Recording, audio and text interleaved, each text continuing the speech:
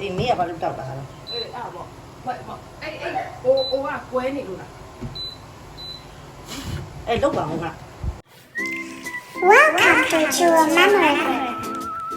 မုတ်ပြားတက်လက်မီးတောက်ဆိုလို့စိတ်ဝင်စားသွားကြရလားအမှန်တကယ်တော့တခြားမဟုတ်ပါဘူးမုတ်ပြားတက်လက်မီးတောက်ဆိုတာမုတ်ပြားတက်လက်လုံရင်းနဲ့အိုးရကွဲပြီးမီးတောက်သွားလို့မုတ်ပြားတက်လက်မီးတောက်လို့ခေါ်တာပါလွန်ခဲ့တဲ့တရက်က Facebook က friend တယောက်က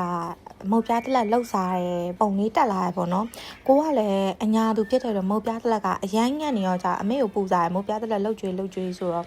အမေကမှားထားတဲ့မြေအိုးလေးရှိရဲတဲ့မုတ်ပြားတက်လက်ဆိုတာမြေအိုးနဲ့လောက်ရဆိုတော့လေမြေအိုးလေးရှိရဲဆိုတော့လောက်ကြမယ်ပေါ့အဲ့မှာအမေကထတောက်တော့တာပဲမုတ်ပြားတက်လက်ကအညာမှာတော့မုတ်ပြားတက်လက်ဆိုင်မှာပဲဝယ်စားနေကြဆိုတော့တခါမှတော့မလုပ်ဘူးပေါ့နော်အခုစားလုပ်တဲ့အခါမှာအိုးကနည်းနည်းလေးအပ်နေတာကိုစီထည့်လိုက်တာကနေစတယ်လို့ထင်တာပဲအဲ့မှာတအိမ်လုံးရုံးရင်းစံကတ်တွေဖြစ်သွားတာပေါ့နော်အဲ့မှာအဝိစာကိုရေးပြေးဆွတ်တဲ့သူကဆွတ်ပြေးအုပ်တဲ့သူကအုပ်နဲ့နောက်ဆုံးတော့အိုးလေးလည်းကွဲသွားပြီးတော့နှိပ်ထိတန်သွားပါတယ်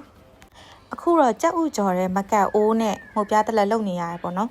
လုံးလက်စာကြီးဆိုတော့မုံရည်တွေကလည်းအနှစ်တွေပါတွေကလည်းအကုန်လုံးပြင်ဆင်ပြီးသွားပြီဆိုတော့ဆက်ပဲလုံယုံမဲ့ပေါ့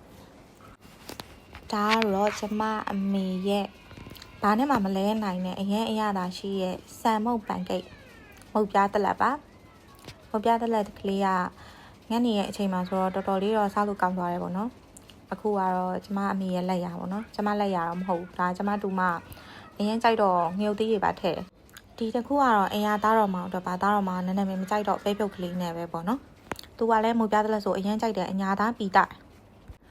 ဒါကတော့မုတ်ပြားတက်လက်ကနေတပြေးပြေးနဲ့လမ်းတရဲမုံ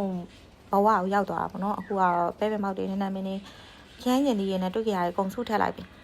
ကဲအခုတော့မလှမပမုတ်ပြားတက်လက်ဘဝကိုအမြန်ဆုံးရောက်ရှိပြီးတော့လဲကျမတို့အားရပါရစားလိုက်ကြတာပါပဲရှင်ဘိုင်ဘိုင်